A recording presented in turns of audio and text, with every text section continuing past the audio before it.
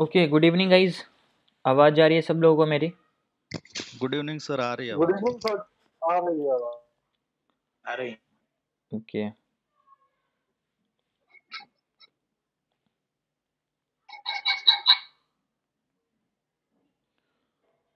कैसे हो आप लोग? सब बढ़िया है सर, मजे में। आपका साथ है तो बहुत बढ़िया है। मजे में। सर ऑप्शन में आके हम बर्बाद हो गए हैं। ऑप्शन में सारे लोग बर्बाद हो जाते हैं डार्लिंग। ऑप्शन में आप आए ही क्यों, ये बताइए सर। क्विक प्रॉफिट के लिए सर। क्विक प्रॉफिट के लिए? जब पता नहीं था, सब पता था कि ऑप्शन में पैसा जल्दी डबल होता है, इसीलिए आ गए ऑप्शन में। हुआ डबल एक बार भी? हाँ डबल। 2 बार डबल हुआ, 3 बार कैपिटल वाइप आउट हो गया। 3 बार कैपिटल क्या हो गया? 3 बार कैपिटल पूरी की पूरी खत्म हो गई। ओके, तो मतलब अभी लॉस में ही होगे तो मैक्सिमम आप तो। हाँ जी नहीं सर, अभी इक्विटी में मैं स्विंग करता हूँ। हम्म, थोड़ा बहुत चल रहा है, अभी लॉस रिकवर हो और 2-4 महीने में शायद मुझे लगता है कि मेरा लॉस सब रिकवर हो जाएगा। तो फिर इक्विटी में ही ट्रेड करो ना। सर ऑप्शन भी सीखना है ना। ऑप्शन भी आपको सीखना है, ठीक है। ऑप्शन भी सीखिए फिर। स्क्रीन शेयर हो रहा है सब लोगों को? जी सर, यस सर, हो रहा हो है। रहा ओके, एक बार मैं है। थोड़ा यस। ब्राइटनेस इंक्रीज कर देता हूँ इसको।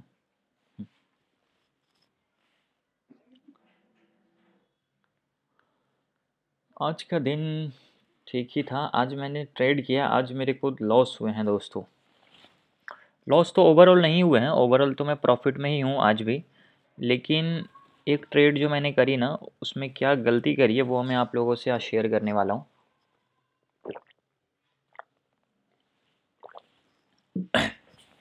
ओके, देखो आज मैं आप लोगों को बताने वाला हूँ कि दुनिया में कोई भी आदमी परफेक्ट नहीं होता। चाहे कितना भी नॉलेज ले लो, कितना भी कुछ भी ले लो, 100% परफेक्ट कोई नहीं होता। गलती सबसे होती है। इंपॉर्टेंट है कि उस गलती से सीख रहे हो या नहीं सीख रहे हो। तो आज मैंने भी गलती करी, मैं आप लोगों से वो गलती शेयर करने वाला हूँ और दिखाऊंगा कि कैसे लॉसेस होते हैं। ठीक है। ओके गाइस, तो पहले हम लोग आज के टॉपिक को क्लियर करते हैं, उसके बाद हम लोग सीखेंगे कि क्या हम लोगों का मिस्टेक्स था, ट्रेड का क्या एनालिसिस था। तो जैसा कि आप लोगों को ऑलरेडी पता है कि अभी हम लोगों का स्टॉक मार्केट का क्रैश कोर्स बैच 11 चल रहा है। इससे पहले ऑलरेडी हम लोगों का बैच 10 तक सक्सेसफुली कंप्लीट हो गया। ये भी अभी हम लोगों को कंप्लीट होने वाला है। टेक्निकल एनालिसिस से हम लोगों ने स्टार्ट किया था, पूरे बेसिक से, जहाँ पे हम लोगों ने सबसे पहला कॉन्सेप्ट सीखा past price versus future price क्या होता है, ट्रेंड उसके कितने टाइप्स होते हैं, सपोर्ट एंड रेजिस्टेंस क्या होता है, सप्लाई एंड डिमांड क्या होता है, कि कहाँ पे मार्केट सप्लाई है, कहाँ पे डिमांड है, उसके बारे में हम लोग वहाँ पे डिस्कस किए थे।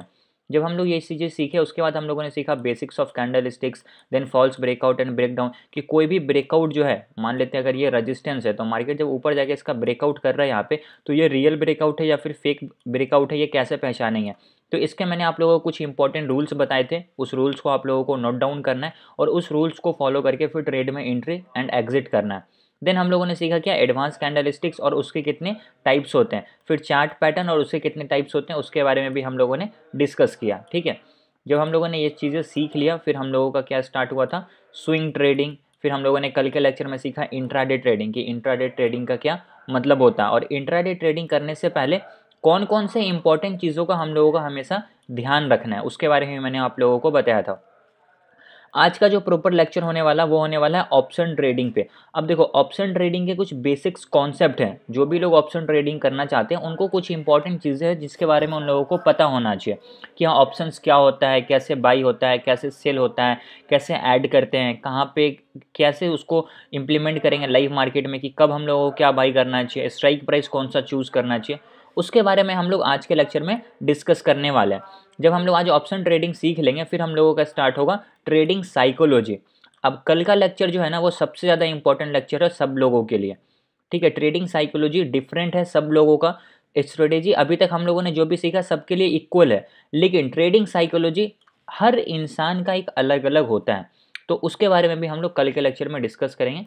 आज हम लोग सीखने वाले हैं सिर्फ ऑप्शन ट्रेडिंग के बारे में। ओके, देन हम लोग जब ये सीख लेंगे ट्रेडिंग साइकोलॉजी, फिर जो सबसे हमारा इंपॉर्टेंट है, जो कि हमारा हथियार है, क्या है, फिबोनाची ट्रेडिंग, जिस पे हम लोग एंट्री एंड एग्जिट करेंगे, और हार्मोनिक के पैटर्न्स उसके बारे में भी हम लोग डिस्कस करेंगे। ओके, तो आई होप अभी आप लोगों को ये चीज़ें क्लियर होगी। अभी मैं डायरेक्ट करूँगा क्या स्टार्ट, ऑप्शन ट्रेडिंग के बेसिक्स कॉन्सेप्ट को सिखा दूंगा। उसके बाद जो भी हमारा आज का ट्रेड का एनालिसिस था उसके बारे में मैं आप लोगों को बता दूंगा। लॉसेज हुए तो क्यों हुए और मेरा माइंड किस तरीके से वर्क किया कि मैं वो सारे लॉस को फिर रिकवर किया और मैं ओवरऑल प्रॉफिट में आ गया।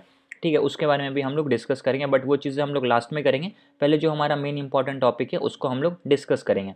जो भी ट्रेड है ना वो प्रॉपर मैं आपको चार्ट पे सिखा दूंगा, बता दूंगा, तो उसका आप लोग टेंशन मत लो। ओके, तो अभी एक बार आप लोग मुझे बताओ कि जो भी चीज़ें अभी तक मैंने आप लोगों को बताया सब लोगों को क्लियर है, यस और नो? यस सर, क्लियर है। क्लियर है सर। किन्हीं का कोई भी डाउट अभी तक इस पूरे क्रैश कोर्स में? No sir. कोई डाउट नहीं है ना किन्हीं का भी? No sir. ठीक है, ओके। तो अभी मैं आप लोगों को म्यूट कर देता हूँ और हम लोग जो है ना डायरेक्टली आज के सेशन को स्टार्ट करते हैं, जो कि है हमारा ऑप्शन ट्रेडिंग के बेसिक्स कॉन्सेप्ट को। ठीक है, तो मैं एक बार यहाँ से ऑप्शन ट्रेडिंग के पेज को खोल लेता हूँ। ये तो पूरा हमारा चार्ट पैटर्न्स है। जिसको भी ये पीडीएफ वगैरह चाहिए ना वो आप मुझे मैसेज कर देना व्हाट्सएप पे, मैं आपको दे दूंगा। उसका आप क्या करना, प्रिंट आउट निकाल कर और रख लेना जहाँ पे भी आप ट्रेडिंग वगैरह करते हो, ताकि आप लोगों को सारी चीज़ें पहले से पता हो। देखो अब यहाँ पे है ऑप्शन ट्रेडिंग के basics concept, but option trading के इस कॉन्सेप्ट को समझने से पहले समझो कि एग्जैक्टली में ऑप्शन ट्रेडिंग होता है क्या। देखो ऑप्शन ट्रेडिंग क्या होता है ना, वो सेकेंडरी मार्केट में होता है। हम लोग जो ट्रेडिंग करते हैं वो हम लोग सेकेंडरी मार्केट में करते हैं, जहाँ पे हम लोग एक्चुअल शेयर्स को बाई नहीं करते हैं, उस शेयर्स के ऑप्शंस को बाई करते हैं। मतलब वो जो हम लोग पैसा देते हैं किसी भी शेयर्स को बाई करने के लिए, लाइक अगर हम लोग किसी भी स्टॉक में बाई कर रहे हैं, जस्ट अ सेकेंड,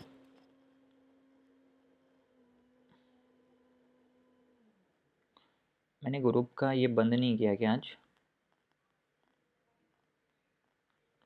परमिशन?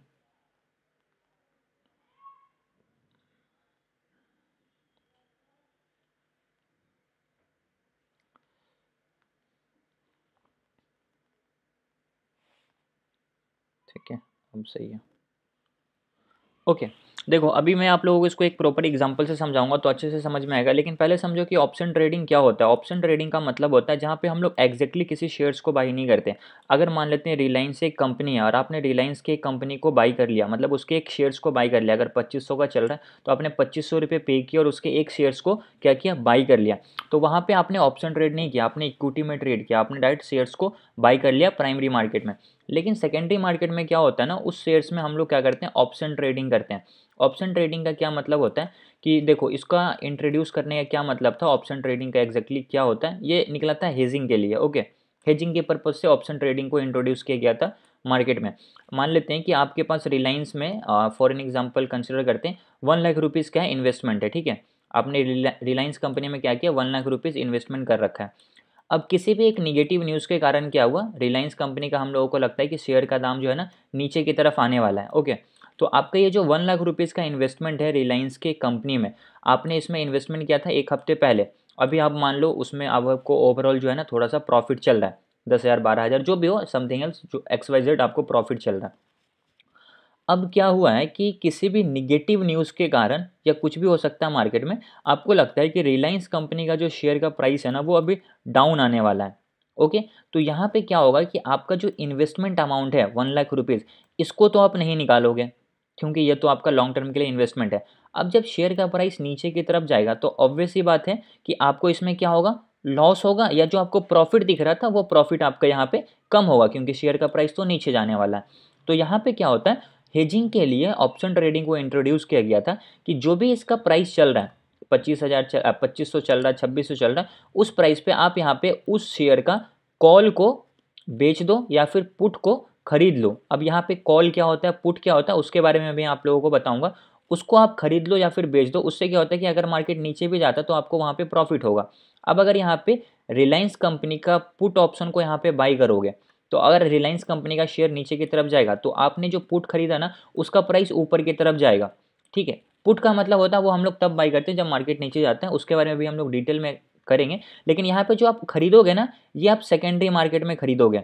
जो भी पुट हो, कॉल हो, किसी भी स्ट्राइक प्राइस का हो, ऑप्शन समझो, ऑप्शंस को जो आप बाई करोगे ना वो आप सेकेंडरी मार्केट में बाई कर रहे हो, आपके पास एक्चुअल शेयर भी है और आप उसके ऑप्शंस को बाई कर रहे हो। लेकिन अभी लोग क्या करते हैं, उनके पास रिलायंस कंपनी का एक्चुअल शेयर तो नहीं होता है, लेकिन फिर भी वो सेकेंडरी मार्केट में उनके ऑप्शंस को बाई एंड सेल कर सकते हैं। उनके पास एक्चुअल शेयर नहीं है, ये समझना।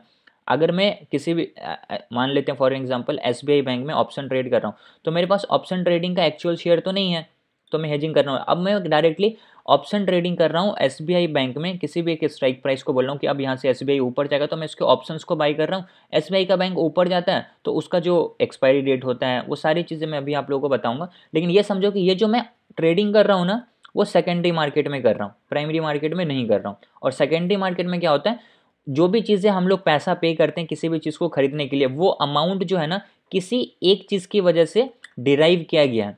अब वो किस वजह से डिराइव किया गया, वो एसबीआई बैंक के शेयर के प्राइस के हिसाब से डिराइव किया गया है। अगर एसबीआई के बैंक का शेयर का दाम मान लो तो है 600 रुपया चल रहा है, तो अब 600 रुपये के स्ट्राइक प्राइस पे इसका प्राइस कुछ और होगा, 700 का कुछ और होगा, 800 का कुछ और होगा। अभी इसको एक सिंपल से एग्जाम्पल से समझो।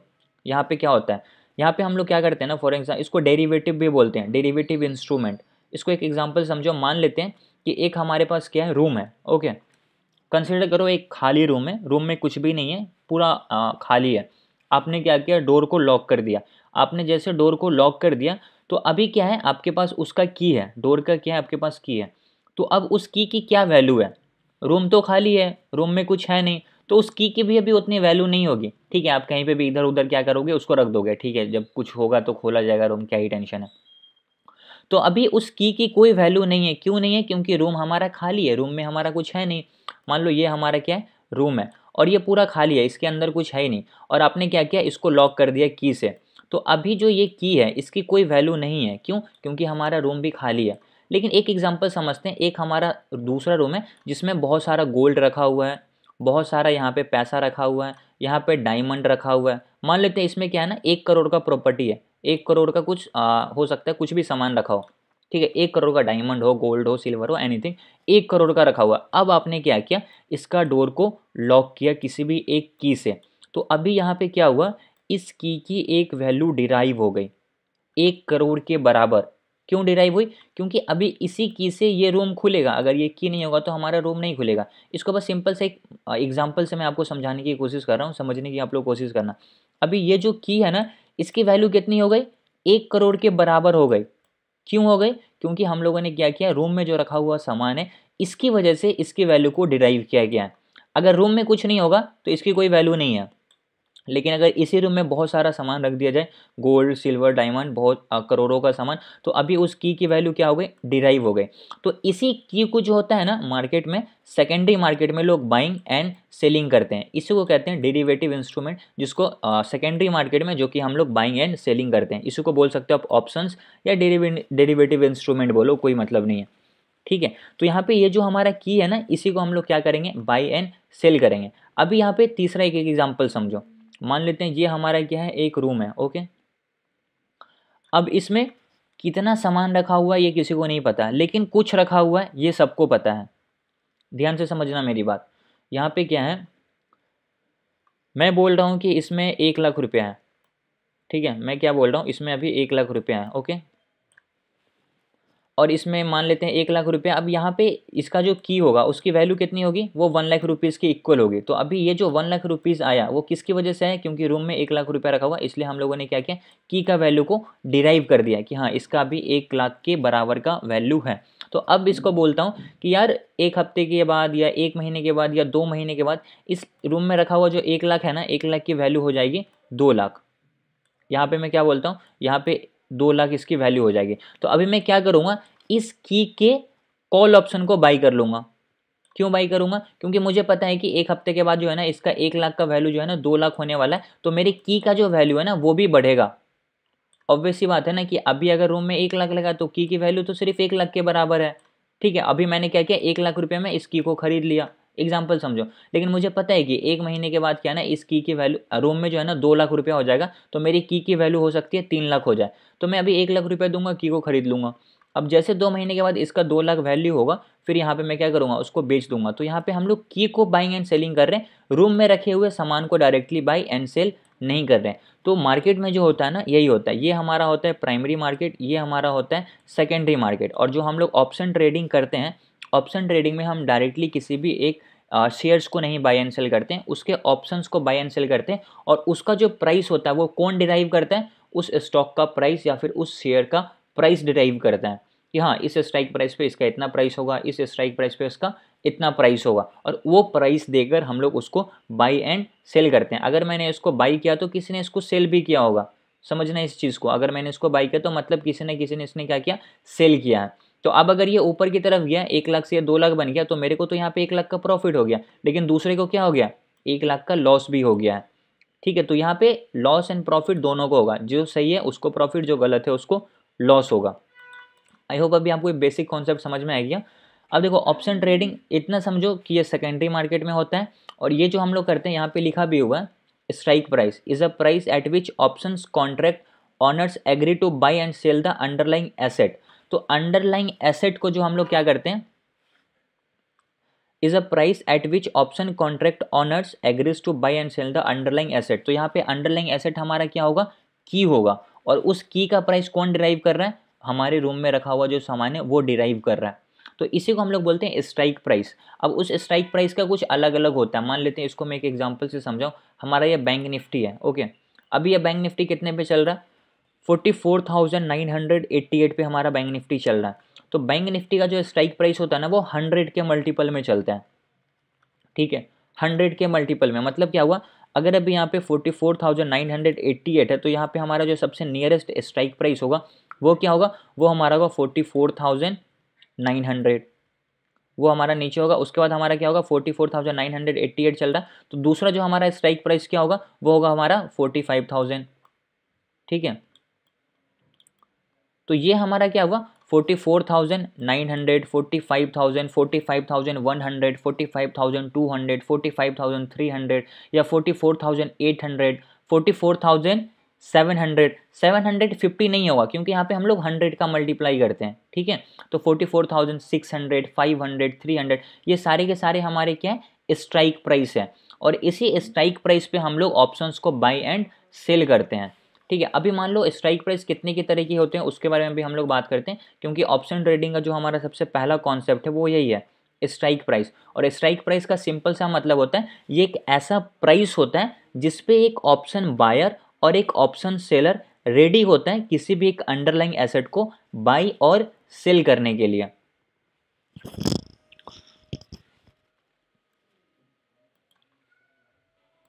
ऑडियो क्लियर नहीं जा रही क्या आप लोगों को, वॉइस सही जा रही है या नहीं जा रही है? आ रही है सर। जिनको भी वॉइस ब्रेक हो रहा है वो एक बार मीटिंग को लेफ्ट करके वापस से रीज्वाइन करो, फिर आपको आवाज़ सही जाएगी। स्ट्राइक प्राइस क्या होता है, ये एक ऐसा प्राइस होता है जिस पे एक ऑप्शन बायर और एक ऑप्शन सेलर रेडी होता है किसी भी एक अंडरलाइंग एसेट को बाई और सेल करने के लिए। बायर रेडी हुआ है उसको बाई करने के लिए, और सेलर रेडी हुआ है उसको सेल करने के लिए। ओके, अब देखो स्ट्राइक प्राइस यहाँ पे लिखा हुआ है। स्ट्राइक प्राइस टोटल 3 तरीके का होता है। ओके, अब कौन कौन से स्ट्राइक प्राइस होते हैं उसको समझो। सबसे पहले हमारा स्ट्राइक प्राइस होता है ITM। ठीक है, ITM का मतलब होता है इन द मनी। ठीक है, ITM का क्या मतलब होता है, इन द मनी। दूसरा हमारा होता है OTM। ठीक है, अब OTM का क्या मतलब होता है, आउट ऑफ द मनी। ठीक है, अभी मैं तीनों आप लोगों को एक्सप्लेन करूंगा तो समझ में आएगा। ITM in the money, OTM out of the money, और एक होता है ATM। ATM का मतलब होता है एट द मनी। ठीक है, अब ये तीनों को समझना आप लोग।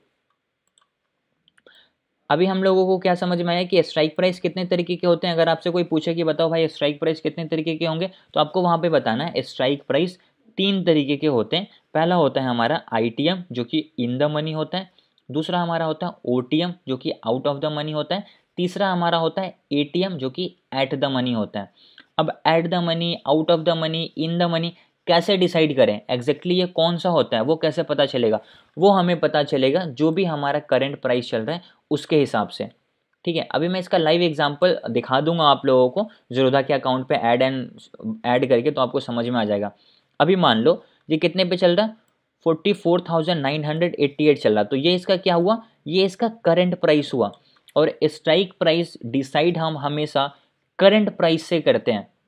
ध्यान से सुनना मेरी बात को, स्ट्राइक प्राइस किसको बाई करना है किसको सेल करना है ये हमेशा हम करंट प्राइस के हिसाब से डिसाइड करते हैं। ओके, अभी मान लो कि ये हमारा करंट प्राइस है, क्या है 44,988, तो इसके हिसाब से सबसे करंट जो हमारा प्राइस है वो क्या होगा 44,988 है ना, तो यहाँ पे हमारा क्या होगा 45,000 होगा।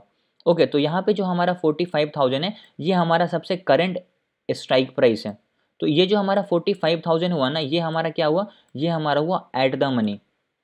अब ये एट द मनी क्यों हुआ, इसलिए हुआ क्योंकि ये अभी हमारा करंट प्राइस है, और करंट प्राइस से नियरेस्ट जो हमारा स्ट्राइक प्राइस होता है उसे हम कहते हैं एट द मनी। तो 44,988 है, तो सबसे नियरेस्ट कौन सा है 45,000, तो 45,000 is our ATM, means at the money. अब अगर आपको लगता है कि बैंक निफ्टी यहाँ से ऊपर की तरफ जाएगा, तो आप यहाँ पे 3 तरीके के स्ट्राइक प्राइस को बाई कर सकते हो। पहला, तो आप एट द मनी के स्ट्राइक प्राइस को बाई कर सकते हो जो कि आपके 45,000 होगा। दूसरा, आप out of the money by करोगे, तो आउट ऑफ द मनी जो होता है ना वो हमेशा करंट प्राइस के ऊपर होता है in case of call, in case of bullish side. अगर आपको लगता है कि मार्केट ऊपर जाएगा तो जो हमारा करंट प्राइस है उसके हिसाब से हमारा आउट ऑफ द मनी हमेशा ऊपर की साइड होगा।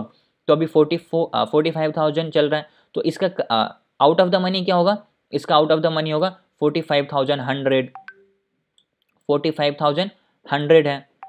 ओके, तो यहाँ पे हम लोगों ने क्या लिखा 45,100, 45,000 मान लेते हैं 200 है, 45,300 है, 45,400 है। ये सब के सब क्या है, ये सब के सब हमारे आउट ऑफ द मनी है। अगर अब हम लोग बात करें एट द मनी, तो एट द मनी हमारा यही है 45,000। अब अगर हम लोग बात करें इन द मनी, तो इन द मनी क्या होगा 44,900, 44,800, 44,000, यहाँ पे 700 होगा, 44,600 होगा। तो इस तरीके से सब हमारा क्या होगा नीचे, वो सब के सब हमारे इन द मनी होंगे। ठीक है, तो 3 तरीके का स्ट्राइक प्राइस होता है, in the money, out of the money और एट द मनी। ओके, अब मान लो कि हमारा यहाँ पे बैंक निफ्टी कितने पे चल रहा है, बैंक निफ्टी चल रहा है 44,900, तो एट द मनी क्या होगा 45,000 होगा ना, और मैं बोलता हूँ कि यहाँ से बैंक निफ्टी ऊपर की तरफ जाएगा, तो यहाँ पे हम लोग एट द मनी के प्रीमियम को ऐड करेंगे। तो सबसे पहले हम लोगों को इसको कैसे वॉच लिस्ट में निकालना है, हम लोग जाते हैं जीरोधा के अकाउंट पे, यहाँ पे सर्च पे जाते हैं, यहाँ पे हम लोग क्या सर्च करेंगे, सबसे पहले हम लोगों को ट्रेड किस में करना है, बैंक निफ्टी में। तो मैं यहाँ पे लिखता हूँ bank Nifty. Okay, strike price यहाँ पे हम लोगों को डालना है, तो स्ट्राइक प्राइस हमारा एट द मनी वाला कौन सा है 45,000 है, तो यहाँ पे मैं लिख दूंगा 45,000। ओके, जैसे मैंने 45,000 लिखा, यहाँ पे हमारे पास एक ऑप्शन आ गया। अब मैं क्या करूँगा, इसको प्लस वाले आइकन से यहाँ पे वॉच लिस्ट में ऐड कर लूँगा। अभी मैं आप लोगों को वो चीज़ें दिखा भी देता हूँ। जैसे मैंने 45,000 यहाँ पे डाला, वो यहाँ पे क्या हो गया, ऐड हो गया। अभी देखो यहाँ पे नीचे आपको सबसे नीचे दिखेगा, यहाँ पे लिखा हुआ है ना बैंक निफ्टी 45,000। ठीक है, यहाँ पे CE क्या होता है और ये जनवरी क्या होता है उसके बारे में भी हम लोग डिस्कस करेंगे, लेकिन अभी बस ये समझो कि हमारा क्या है बैंक निफ्टी 45,000। तो ये जो 45,000 यहाँ पे दिखा रहा है ना, इसे कहते हैं हम लोग स्ट्राइक प्राइस, और इसका प्राइस क्या चल रहा है 0.20, तो उसके बारे में भी हम लोग समझेंगे, लेकिन अभी सिर्फ स्ट्राइक प्राइस समझो। अब ऊपर देखो यहाँ पे 44,800 है ना, ये हमारा 44,800 एक स्ट्राइक प्राइस है। अगर यहाँ पे 44,500 है तो 44,500 एक हमारा स्ट्राइक प्राइस है। 45,000 है यहाँ पे, तो 45,000 हमारा एक स्ट्राइक प्राइस है। अगर 21,000 यहाँ पे है तो 21,000 हमारा एक स्ट्राइक प्राइस है। और हमेशा याद रखना निफ्टी में 50 के मल्टीपल चलता है, मतलब 21,000 50 भी हो सकता है, 21,100 भी हो सकता है, 21,150 भी हो सकता है। Means 21,000 is also a strike price, 21,050 is also a strike price, 21,100 is also a strike price। Okay, तो यहाँ पे हम लोगों को समझ में आया कि एग्जैक्टली स्ट्राइक प्राइस क्या होता है, और हम लोगों को ये भी समझ में आया कि कितने तरीके के स्ट्राइक प्राइस होते हैं। तो अभी हम लोगों ने समझा एट द मनी। अभी मान लेते हैं कि मुझे लगता है कि यहाँ से मार्केट ऊपर जाएगा, तो मैं यहाँ पे ऐड करना चाहता हूँ इन द मनी के स्ट्राइक प्राइस को। तो मार्केट ऊपर जाएगा तो इन द मनी हमेशा क्या होगा, करंट प्राइस के नीचे होगा। करंट प्राइस क्या चल रहा है 45,000 चल रहा है, तो इसके नीचे क्या होगा 44,900, 44,800, 44,700। तो आप किसी को भी यहाँ पे ऐड कर सकते हो। तो मैं यहाँ पे ऐड कर लेता हूँ बैंक निफ्टी तो सबसे पहले आपको लिखना ही लिखना है। मैं यहाँ पे ऐड कर देता हूँ 45,000 पे चलते तो मैं यहाँ पे 800 को ऐड कर देता हूँ। तो यहाँ पे जैसे लिखा मैंने बैंक निफ्टी 44,800। ओके, अब इस प्लस वाले आइकन पे क्लिक करूँगा, यहाँ से ये ऐड हो जाएगा। उसके बाद आपको तुरंत यहाँ पे देखोगे तो बॉटम पे आपको ये चीज़ें दिख जाएगी। Okay, just a second. अब देखो सबसे नीचे आपको यहाँ पे दिखेगी, ये हमारा क्या है, बैंक निफ्टी है, 44,800 मैंने सर्च किया था। अब ये हमारा क्या है, ये हमारा इन द मनी है। क्यों? क्योंकि बैंक निफ्टी अभी कितने पे चल रहा है करेंटली, बैंक निफ्टी चल रहा है हमारा 44,890 के समथिंग, मतलब 45,000 मान लो। और मैंने 45,000 से 200 पॉइंट नीचे, 200 पॉइंट नीचे के स्ट्राइक प्राइस को ऐड किया, जो कि हमारा क्या है 44,800। तो इसका प्राइस अभी कितना चल रहा है, 65 चल रहा है। ओके, तो ये हमारा क्या हुआ, ये हमारा हुआ इन द मनी। अगर अब हम लोग यहाँ पे आउट ऑफ द मनी की बात करें तो यहाँ पे 45,100, 45,200, 45,300, ये सब के सब हमारे क्या होंगे, आउट ऑफ द मनी होंगे। तो इसके लिए आपको क्या करना पड़ेगा, बस यहाँ पे आपको सर्च करना है और कुछ भी नहीं करना है। ओके, तो ये हमारा स्ट्राइक प्राइस होता है in the money, out of the money और एट द मनी का। आई होप अभी आपको स्ट्राइक प्राइस में कोई कंफ्यूजन नहीं होना चाहिए। स्ट्राइक प्राइस अगर आपको क्लियर हो गया तो आगे की जो हमारी चीज़ें वो भी क्लियर हो जाएगी। अब देखो स्ट्राइक प्राइस तो हम लोग समझ गए। स्ट्राइक प्राइस के बाद हमारा क्या है, प्रीमियम। अब ये प्रीमियम क्या होता है, यहाँ पे लिखा हुआ है premium is the current price of an option agreement paid by the option buyer to option sellers. मतलब क्या हुआ, प्रीमियम एक वैसा अमाउंट होता है जो अमाउंट पे करना होता है ऑप्शन बायर को, किसको, ऑप्शन सेलर को। मतलब ऑप्शन सेलर लेता है किससे, ऑप्शन बायर से। और क्या लेता है, प्रीमियम अमाउंट लेता है। ठीक है, अब वो प्रीमियम अमाउंट कैसे पता चलेगा हमें, वो हमें पता चलेगा एग्जैक्टली अकाउंट पे ही। मैं आप लोगों को एग्जांपल देके समझा रहा हूँ ताकि आपको क्लियर हो जाए। अभी देखो, अभी हम लोगों ने स्ट्राइक प्राइस समझा, तो अभी हम लोगों ने क्या समझा, 44,800 का स्ट्राइक प्राइस समझा। तो अभी इसका जो प्रीमियम है ना वो हमेशा यहाँ पे दिखता है। तो यहाँ पे जो आपको 65 दिख रहा है ना, it is called our premium. मतलब अब क्या हुआ, ये 65 रुपीज़ पे करना पड़ेगा ऑप्शन बायर को, किसको, ऑप्शन सेलर को। ऑप्शन बायर पे करेगा किसको, ऑप्शन सेलर को। ओके, अगर उसके दूसरा एग्जाम्पल हम लोग देखें तो यहाँ पे ये जो हमारा स्ट्राइक प्राइस है 45,000, इसका प्राइस क्या चल रहा है, 0.20 चल रहा है। तो ये जो प्राइस है इसे हम कहते हैं प्रीमियम। अगर यहाँ पे 605 है तो इसे हम कहते हैं प्रीमियम। अब ये वैसा अमाउंट होता है जो एक ऑप्शन बायर पे करता है ऑप्शन सेलर को। ओके, तो ये हमारा होता है प्रीमियम का कॉन्सेप्ट। अगर आपको प्रीमियम समझ में आ गया होगा तो आपको आगे की चीज़ भी अच्छे से क्लियर हो जाएगी। प्रीमियम समझ में आया। दूसरा हमारा क्या होता है, एक्सपायरी डेट। अब ये एक्सपायरी डेट का क्या मतलब होता है, देखो ऑप्शन ट्रेडिंग अगर आप कर रहे हो तो उसका एक ना एक दिन एक्सपायरी डेट होगा ही होगा, उसको आप जिंदगी भर के लिए होल्ड नहीं कर सकते हो। तो एक्सपायरी डेट का क्या मतलब होता है, it is a fixed date, क्या लिखा हुआ, it is a fixed date by which the options must be exercised, otherwise it will be expire. तो क्या हुआ, यहाँ पे एक्सपायरी डेट एक ऐसा डेट होता है, एक फिक्स डेट होता है जिस दिन आपका प्रीमियम एक्सपायर हो जाएगा। यानी तो आपको क्या करना पड़ेगा, उस चीज़ को, मतलब जो भी आपने बाई किया है अपने एक्सपायरी को कंप्लीट होने से पहले बेचना पड़ेगा, मतलब उस पोजीशन से एग्जिट करना पड़ेगा। ओके, आई होप अभी आपको एक्सपायरी डेट का मतलब समझ में आ गया होगा। अभी मैं आपको यहाँ पे दिखा भी देता हूँ। अभी मान लो ये हमारा क्या है 25 जनवरी, ये आज का ही एक्सपायरी था। ठीक है, तो यहाँ पे 25 जनवरी का आपको दिख रहा है, ये हमारा क्या हुआ, यहाँ पे अगर जनवरी लिखा है इट मीन्स कि ये हमारा जनवरी का एक्सपायरी है। इसे कहते हैं हम हमारा एक्सपायरी डेट। जैसे कि आज ये हम लोगों का एक्सपायर हो गया, कल ये हम लोगों को वॉच लिस्ट में नहीं दिखेगा। अगर मैं यहाँ पे बात करूँ, देखो 31 जनवरी यहाँ पे लिखा हुआ है। अब ये जो 31 जनवरी यहाँ पे लिखा ना, ये हमारा क्या हुआ, ये हमारा हुआ एक्सपायरी डेट। मतलब इस डेट को, मतलब 31 जनवरी को ये प्रीमियम हमारा एक्सपायर कर जाएगा। अगर हम इसको कल के डेट में बाई कर रहे हैं तो हम मैक्सिमम कब तक इसको बाई कर सकते हैं, 31 जनवरी तक ही बाई कर सकते हैं। ठीक है, यहाँ पे भी 31 जनवरी, 31 जनवरी, 31 जनवरी। ओके, अगर आपको किसी और डेट का ऐड करना है तो वो भी आप यहाँ से ऐड कर सकते हैं। कैसे ऐड करेंगे, यहाँ पे हम लोग सर्च करेंगे, क्या सर्च करेंगे, यहाँ पे मैं सर्च करता हूँ बैंक निफ्टी 44,000 का पीई। ठीक है, अब यहाँ पे देखो 31 जनवरी के बाद यहाँ पे 7 फरवरी आया, तो अभी मैंने क्या किया, 7 फरवरी वाले को भी यहाँ पे ऐड कर दिया। तो आप पे भी डिपेंड करता है, आपको जिसको ऐड करना है आप उसको यहाँ पे ऐड कर सकते हो। अभी यहाँ पे एक और इम्पोर्टेंट चीज़ देखो, अब देखो ये फरवरी है, बैंक निफ्टी है, बैंक निफ्टी तो हमें समझ में आ गया क्या होता है, ये एक इंडेक्स है। उसके बाद हमारा क्या है 7 फरवरी, 7 फरवरी क्या होता है हमारा, 7 फरवरी होता है एक्सपायरी डेट, जिस दिन ये प्रीमियम हमारा एक्सपायर कर जाएगा। उसके बाद 44,000 है, 44,000 हमारे क्या होते हैं, 44,000 हमारा होता है एक्सपायरी, 44,000 हमारे क्या होगा, एक स्ट्राइक प्राइस होगा। ओके, तो बैंक निफ्टी हमारा क्या हुआ, एक इंडेक्स है। 7 फरवरी ये हमारा क्या हुआ, एक्सपायरी डेट हुआ। 44,000 हमारा क्या हुआ, ये हमारा हुआ एक स्ट्राइक प्राइस। ठीक है, तो तीन चीज़ें अभी तक हम लोगों ने सीखा।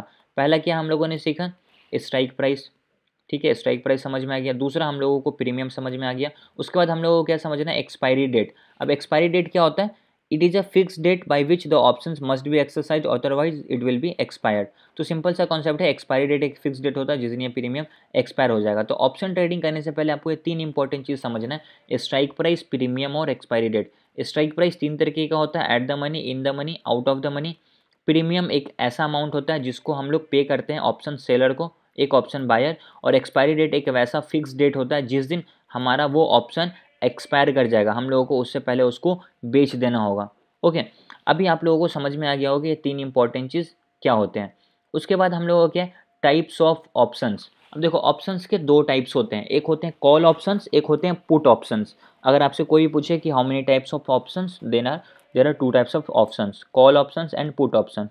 कॉल ऑप्शन का अगर मतलब कोई पूछे तो कॉल ऑप्शन का मतलब होता है we will buy a call options when price will go up.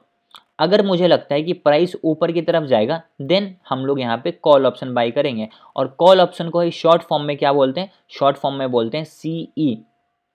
ठीक है, शॉर्ट फॉर्म में क्या बोलते हैं, इसको सीई बोलते हैं। और दूसरा हमारा होता है पुट ऑप्शन। पुट ऑप्शन का क्या मतलब होता है, we will buy put options when price will go down. अगर मुझे लगता है कि प्राइस क्या होगा, नीचे की तरफ आएगा, तो मैं क्या करूंगा, यहाँ पे पुट ऑप्शन को बाई करूंगा। ओके, अब देखो पुट ऑप्शन को शॉर्ट फॉर्म में क्या बोलते हैं, पुट ऑप्शन को शॉर्ट फॉर्म में बोलते हैं पीई।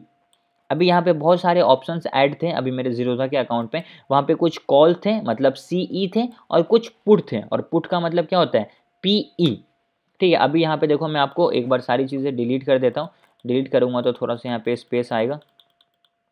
ओके, सब मैंने डिलीट किया। अभी यहाँ पे डायरेक्टली हम लोग ऐड करते हैं एक स्ट्राइक प्राइस को प्रॉपर तरीके से।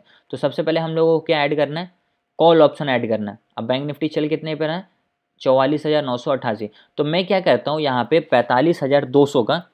अब कोई आपसे पूछे कि ये 45,000 क्या हुआ, यहाँ से अगर आप कोई पूछे कि 45,000 क्या है, तो 45,000 एक स्ट्राइक प्राइस है। ठीक है, समझ में आ गया, स्ट्राइक प्राइस है। उसके बाद हम लोग यहाँ पे सीई लिख दिए। तो सीई का मतलब क्या होता है, सीई का मतलब होता है हमारा कॉल ऑप्शन। ये हम लोग तब बाई करेंगे जब मार्केट हम लोगों को लगता है कि ऊपर की तरफ जाएगा तब। उसके बाद हम लोगों को क्या करना है, यहाँ पे डेट भी डाल देना है कि किस एक्सपायरी डेट का आप यहाँ पे खरीदना चाहते हो। अब मान लेते हैं कि हम लोग क्या करने वाले हैं, यहाँ पे 31 तारीख का खरीदने वाले हैं। ठीक है, एक सेकेंड रुक जाओ।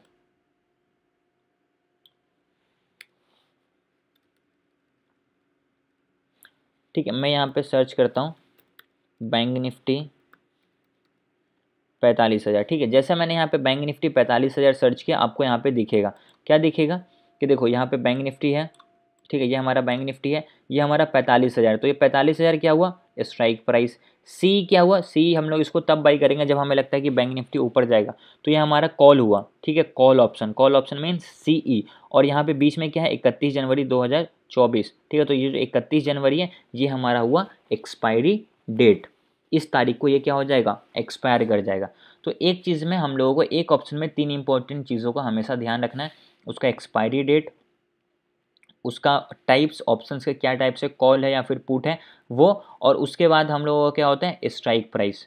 ठीक है, तो तीन इंपॉर्टेंट चीज़ आप लोगों को हमेशा फोकस में रखना है। अगर आप लोगों को पता है तो बहुत अच्छी बात है, नहीं पता है तो आप यहाँ पे सीख सकते हैं। ओके, तीन तरीके का स्ट्राइक प्राइस होता है, वो चीज़ें मैंने आप लोगों को यहाँ पे बता दिया। और स्ट्राइक प्राइस के बाद हम लोगों को क्या होता है, प्रीमियम होता है। वो एक ऐसे प्रीमियम प्राइस होते हैं जो एक ऑप्शन बायर रेडी होता है ऑप्शन सेलर को देने के लिए। एक्सपायरी डेट क्या होता है, एक ऐसा फिक्स डेट होता है जिस दिन हमारे ऑप्शंस एक्सपायर कर जाते हैं। ऑप्शंस के टाइप कितने होते हैं, एक कॉल ऑप्शन और एक पुट ऑप्शन। मैं आपको कॉल ऑप्शन का समझा दिया, मैं आपको यहाँ पे एक पुट ऑप्शन का भी समझा देता हूँ।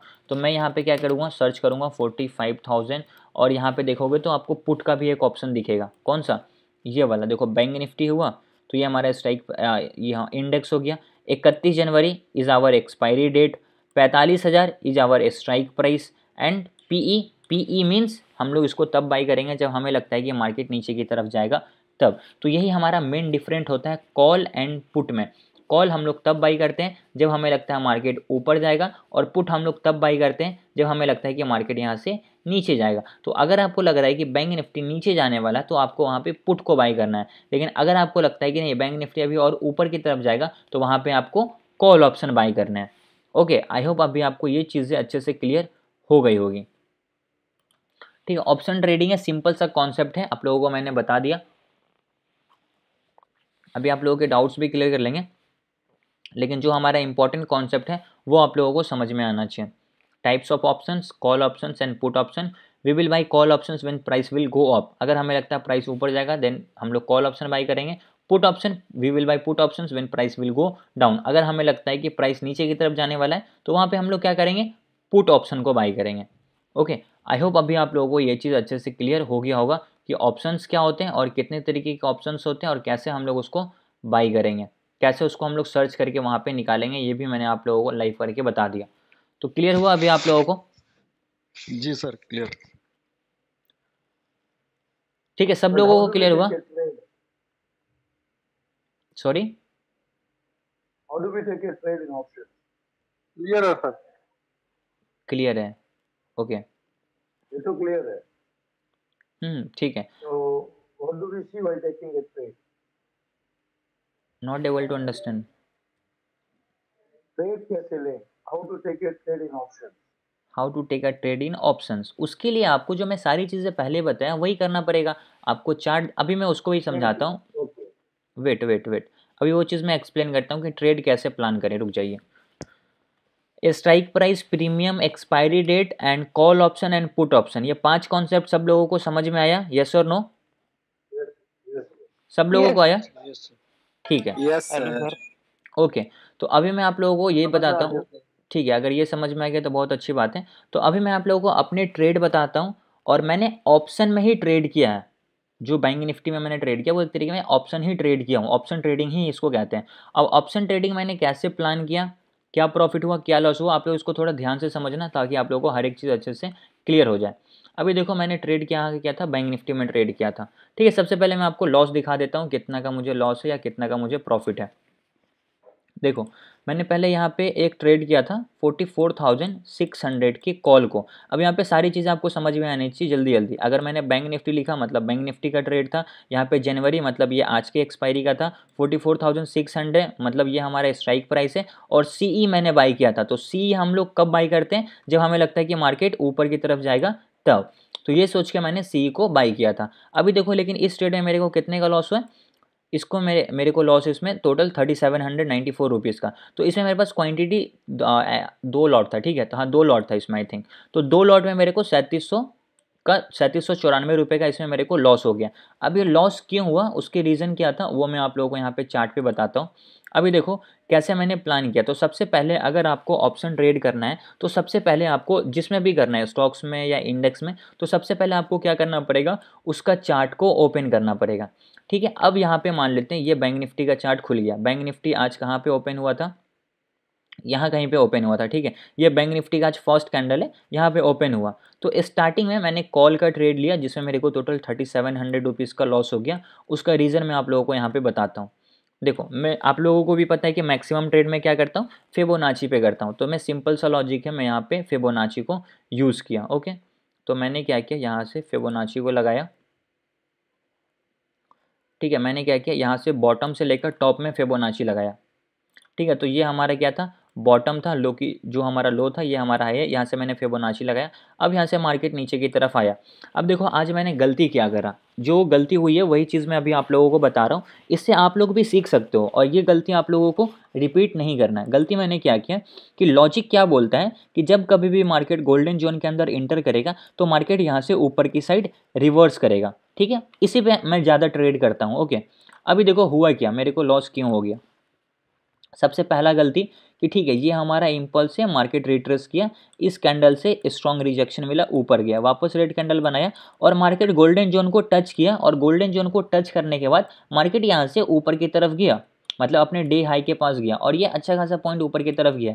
अगर मैं इसको एक बार चेक करूँ ना कितने पॉइंट ऊपर की तरफ गया तो अपन को समझ में आएगा। अगर यहाँ पे कोई ट्रेड में एंट्री करे तो 193 पॉइंट मार्केट 5 मिनट के अंडर में ऊपर की तरफ गया। तो 100 पॉइंट भी अगर इस कैंडल में मैच कैच करता यहाँ पे ट्रेड लेके तो मेरे को अच्छा खासा प्रॉफिट होता है। ओके, बट यहाँ पे मिस्टेक क्या हो गई ना मुझसे कि मैंने इस कैंडल पे ट्रेड में एंट्री नहीं ले पाया। ओके, इस कैंडल पे मैं ट्रेड में एंट्री नहीं कर पाया और इस लॉजिक के हिसाब से इस कैंडल ने अपना जो ट्रेड का लॉजिक था उसके हिसाब से प्रॉफिट दे दिया। नेक्स्ट कैंडल आया, रेड बनाया। अब फिर मैंने एक ग्रीन कैंडल देखा, मेरे को लगा कि फिर क्या होगा, यहाँ से मार्केट रिवर्स हो सकता है क्योंकि मार्केट क्या कर रहा है, लोअर लो ब्रेक नहीं कर रहा है। ठीक है, तो मेरे को लगा कि यहाँ से भी मार्केट क्या होगा, ऊपर की साइड जाना चाहिए। इस लॉजिक पे मैंने क्या किया, इधर को कॉल ऑप्शन ले लिया। ठीक है, यहाँ पे मैंने 2 लॉट कॉल ऑप्शन ले लिया। उसके बाद यहाँ पे मार्केट 2 कैंडल साइडवेज रहा और मेरा स्टॉप लॉस इसी के नीचे रहता है। मेरे को लगा कि इसके नीचे अगर कोई भी एक स्ट्रॉन्ग कैंडल का क्लोजिंग आएगा तो मैं यहाँ पे अपने पोजीशन को काट दूंगा। लेकिन मार्केट क्या हुआ, थोड़ा नीचे आया, यहाँ पे मेरे को लॉस स्टार्ट, क्योंकि इस कैंडल के यहाँ पे मैंने बाई किया, यहाँ से मार्केट नीचे है तो यहाँ पे मेरे को क्या होगा, ऑब्वियस सी बात है लॉस होगा। ठीक है, अभी भी मैं लॉस में था। पोजीशन सिस्टम पे मैं नहीं डालता हूँ मैक्सिमम टाइम, क्योंकि मार्केट आएगा स्टॉप लॉस हिट करेगा घूम जाएगा। तो मैं उससे थोड़ा सा बचने के लिए क्या किया था, स्टॉप लॉस यहाँ पे नहीं लगाया था। मार्केट आया, 2 मिनट रुका, होप में मैं रहा कि यहाँ से मार्केट रिवर्स होगा, लेकिन इसके बाद के ही कैंडल ने क्या किया, पूरा शट डाउन कर दिया। तो फिर मेरे को क्लियर हो गया कि मार्केट 88% के लेवल को भी रिस्पेक्ट नहीं किया, यहाँ पे 78 का लेवल था उसको भी रिस्पेक्ट नहीं किया। तो पोजीशन ज़्यादा होल्ड करने से कोई मतलब नहीं बनता। अगर मैं ज़्यादा पोजीशन को होल्ड कर लेता तो मेरा लॉसेज, और वो आज का ही एक्सपायरी था, तो प्रीमियम वैसे भी उसका क्या हो जाता, डेड हो जाता। आपको भी पता है कि अगर मार्केट नीचे की तरफ आ गया और साइडवेज हो जाएगा तो मेरा प्रीमियम डेड हो जाएगा। तो फिर मैंने क्या किया, यहाँ पे अपना पोजीशन या इस जगह पे अपने पोजीशन को काट दिया। तो इस ट्रेड में मेरा स्टॉप लॉस हिट नहीं हुआ, मतलब इसमें मेरा लॉस बुक किया मैंने। तो 3700 का लॉस मैंने यहाँ पे अपना बुक कर दिया। उसके बाद मार्केट नीचे आया, अब पूरा यहाँ पे मार्केट साइडवेज साइडवेज साइडवेज यहाँ पे घूमता रहा। अगर मैं यहाँ पे 3700 का लॉस बुक नहीं करता तो ये लॉस मेरे को जितना पैसा लगा था सब खत्म कर देता, क्योंकि उस प्रीमियम का वैल्यू बहुत बुरी तरीके से इस जगह तक खत्म हो गया था। ठीक है, तो कॉल ऑप्शन में मेरे को इस तरीके से लॉस हुआ। अब यहाँ पे गलती क्या था, यहाँ पे मेरा थोड़ा सा फोकस लूज हो गया। मैंने यहाँ पे ध्यान नहीं दिया कि इस कैंडल ने एग्जैक्टली इस लॉजिक के हिसाब से टारगेट दे दिया था, लेकिन मेरे को यहाँ पे एंट्री नहीं करना चाहिए था। ओके, और एंट्री करने का दूसरा रीज़न क्या था कि यहाँ पे ये जो था ना थोड़ा सा हाई लेवल था। ठीक है, ये जो था हमारे लिए प्रीवियस हाई था जो एज अ रेजिस्टेंस काम कर रहा था। ब्रेकआउट किया तो लगा कि चलो ठीक है, रीटेस्ट करके अभी यहाँ से ऊपर जाएगा, यहाँ पे बायर होगा, लेकिन यहाँ पे उतने बायर दिखे नहीं। यहाँ पे मैं क्या हो गया, ट्रैप हो गया। तो ये मेरा फर्स्ट लॉस यहाँ पे बुक। लेकिन 3700 का लॉस फर्स्ट ही ट्रेड में मेरा चले जाएगा, तो मेरे को भी लगे यार नहीं, ऐसे तो काम नहीं चलेगा, एटलीस्ट ये लॉस मेरा क्या हो जाए, रिकवर हो जाए। लेकिन मेरा वैसा इंटेंशन नहीं होता है कि उस लॉस को रिकवर करने के लिए मैं कोई भी आलतू फालतू ट्रेड कर लूँगा और आलतू फालतू ट्रेड करके दूसरे ट्रेड में भी मैं लॉस करूँगा। मेरा इंटेंशन वैसा नहीं होता है। उसके बाद मैं पूरे दिन वेट किया, मतलब बोलूँ तो पूरे दिन मैंने यहाँ पे वेट किया। इधर मैं कोई भी ट्रेड में एंट्री नहीं किया, क्योंकि यहाँ पे मेरा कोई परफेक्ट सेटअप बन ही नहीं रहा था। यहाँ पे पूरा मार्केट साइडवेज रहा। मेरा परफेक्ट सेटअप जहाँ पे बना वहाँ पे मैंने एंट्री किया और मैंने पूरा ये जो मूव है ना, इस पूरे मूव को मैंने कैप्चर किया और मेरा जो लॉस था उसको रिकवर करने के बाद मैं ओवरऑल 600 रुपीज़ के समथिंग प्रॉफिट में आ गया। अब यहाँ पे 6000 6 करोड़ के प्रॉफिट नहीं है, 600 है। ठीक है, कल अगर देखोगे तो 2700 का प्रॉफिट था, आज 600 का है, तो ठीक है 3300 का प्रॉफिट 2 दिन में, तो ये कोई ख़राब चीज़ नहीं है। ये बहुत डिसेंट अमाउंट है मेरे लिए, अगर किसी और के लिए नहीं है तो वो एक अलग चीज़ है। तो ये मेरा लॉस यहाँ पे इस कारण से हुआ। कोई बात नहीं, अगर मैं यहाँ पे स्टॉप लॉस सिस्टम पे लगा देता तो यहाँ पे मेरे ज़्यादा लॉस नहीं होते हैं। हो सकता है 800 900 1000 1200 यहाँ पे मेरा लॉस बुक हो जाता। अगर ये कैंडल जो तुरंत नीचे है ना, ये मेरे लॉस को बहुत स्पीड में बढ़ा दिया, तो मैंने तुरंत यहाँ पे अपने पोजीशन को काट दिया। तो इसलिए मैं बोला था ना आप लोगों को, जब किसी ने मेरे से सवाल भी किया था कि सर स्टॉप लॉस सिस्टम में डालें या दिमाग में रखें, तो अगर आप सिस्टम में डालोगे तो आपको कम लॉस होगा, लेकिन अगर आप दिमाग में रखोगे और मार्केट एक बार में गिर गया तो आपको बहुत बहुत ज़्यादा लॉस हो जाएगा। लेकिन यहाँ पे एक दिमाग था मेरे अंदर फिक्स कि मेरे को यहाँ पे पोजीशन नहीं काटना। मेरे अंदर माइंड पे कंट्रोल है कि मैं अपना यहाँ पे पोजीशन को काट ही दूंगा। 3700 का लॉस चल रहा है, बुक कर लूँगा, कोई टेंशन नहीं है। और मैंने फिबोनाची कैसे लगाया वो भी आप लोगों को समझ में आना चाहिए। ये जो हमारा लो था, यहाँ से मैंने इसमें लगाया फिबोनाची और यहाँ पे मैंने एंट्री किया था इस ग्रीन कैंडल पे। इसमें भी लॉस, यहाँ पे 2 मिनट रुका, मैं सोचा कि यहाँ से रिवर्स हो जाना चाहिए मार्केट को, लेकिन इस कैंडल ने पूरा लॉस को मेरे को इंक्रीज़ कर दिया। तो यहाँ पे 88 के पास देखा कि 88 पे भी कोई रिजेक्शन नहीं है, देखोगे तो ये जो 88 का लेवल होता है एक स्ट्रॉन्ग रिजेक्शन का काम करता है, सपोर्ट का काम करता है, लेकिन इसकी भी कोई वैल्यू नहीं किया मार्केट। तो बस इसी कैंडल के यहाँ पे मैंने अपना पोजीशन को ख़त्म कर दिया कि अब जाने तो 3700 का लॉस है, बुक कर लेते हैं वरना ये ज़्यादा हो जाएगा। तो फर्स्ट ट्रेड मेरा यहाँ पे लॉस हो गया। अभी देखो प्रॉफिट फिर मेरा दूसरा ट्रेड में कैसे हुआ। पहला ट्रेड तो ये समझ आया कि 3794 रुपये का मेरा लॉस गया, दूसरा 4400 का प्रॉफिट हुआ। अब वो कैसे हुआ, उसका पीछे क्या लॉजिक है, वो भी कॉल का ही ट्रेड है, देखोगे तो ये भी कॉल का ही ट्रेड है, वो मैं भी आप लोगों को बताता हूँ। बट एक बार मुझे ये बताओ कि लॉस वाला रीज़न समझ आया सब लोगों को, लॉस वाला रीज़न समझ आया, यस और नो? जी सर। Yes sir. ठीक है। आपने जो फिबो ड्रॉ किया है, आपने फिबो कल के जैसे ड्रॉ किया कि आज का फिबो ड्रॉ किया है? कल के जैसे फिबो ड्रॉ किया मतलब? आपने जो भी नॉर्मल फिबो ड्रॉ किया था, वो तो आपने 915 की कैंडल से ड्रॉ किया होगा ना? मैंने फिबोनाची, ये जो हमारा इम्पल्स है ना, ये जो हमारा प्रॉपर एक इम्पल्स है ना, इस इम्पल्स में मैंने फिबोनाची ड्रॉ किया और इसका रिट्रेसमेंट नीचे की साइड आएगा और गोल्डन जोन से मार्केट को ऊपर की साइड जाना चाहिए, लेकिन इसी कैंडल को ये जो इम्पल्स है, सर कहने का मतलब है कि पिछले वाले लो से क्यों नहीं ड्रॉ किया? यहाँ से नहीं, ये जो इम्पल्स है वो आज का इम्पल्स है कि कल का कैरी फॉरवर्ड इम्पल्स है? ये हमारा कल का इम्पल्स है। मार्केट आज फ्लैट खुला था, मतलब इसी के पास खुला, इसमें कोई गैप और बहुत बड़ा गैप नहीं था, तो हम लोग प्रीवियस इम्पल्स को भी ले सकते हैं ना, इसमें कोई प्रॉब्लम नहीं है। बस वही समझना था। हाँ, इसमें कोई प्रॉब्लम नहीं है, हम लोग कल के इम्पल्स को भी ले सकते हैं। म्यूट कर लीजिए सब लोग। सर एक मिनट, यही मैं पूछना चाह रहा था, जैसे आपने ये वाले इम्पल्स से लिया, पिछले वाले से क्यों नहीं लिया, बस वो जानना चाह रहा था। नहीं, अगर मैं पिछले वाले से भी लूँ ना तो उसमें भी कोई प्रॉब्लम नहीं है, क्योंकि पिछले इम्पल्स में और इस इम्पल्स में ज़्यादा का डिफरेंस नहीं है। आप देखो, मैं इसका और इसमें कोई ज़्यादा डिफरेंस नहीं है, तो मैं यहाँ से भी ले सकता हूँ और ये हमारा होगा गोल्डन जोन। अब मेरे यहाँ से भी लगाया था मैंने, इस सिंपल से भी फिबोनाची लगाया और इस सिंपल से भी फिबोनाची लगाया, और मैंने बोला ना कि मैंने इस ग्रीन कैंडल पे एंट्री किया था और इस ग्रीन कैंडल को देखा कि बॉटम से रिजेक्शन मिला, तो यहाँ से मार्केट को ऊपर जाना चाहिए, लेकिन मार्केट तो यहाँ से ऊपर गया नहीं। इसके बाद रेड कैंडल बना, मैं यहाँ पे लॉस में था, फिर यहाँ पे ये साइडवेज हो गया थोड़ा सा, तो मेरे को लगा ठीक है अभी यहाँ से ये घूमना चाहिए, लेकिन इसके बाद ना मेरे को स्टॉप लॉस लगाने का मौका मिला, इतना बड़ा कैंडल बनाई कि वो मेरा लॉस बहुत स्पीड में इंक्रीज़ हो गया। तो यहाँ पे मेरे को टाइम ही नहीं मिला अपने स्टॉप लॉस को लगाने का, या माइंड में जो स्टॉप लॉस था उसको तुरंत काटने का। तो जब तक काटा तब तक वो 3700 का लॉस पहुँच गया था, क्योंकि ये पूरा कैंडल एक बार में नीचे चला गया। अब देखो ये गोल्डन जोन बॉटम से रिजेक्शन मिल रहा है, होप मेरे को दे रहा है कि रिवर्स करेगा, लेकिन मेरा होप गलत चला गया। कोई बात नहीं, ऐसे होते रहते हैं, लेकिन मैक्सिमम टाइम रिवर्स करेंगे। आज स्टॉप लॉस हिट हो गया ना, कोई बात नहीं है, मैक्सिमम टाइम इसमें प्रॉफिट होता है, आप लोगों को भी पता है।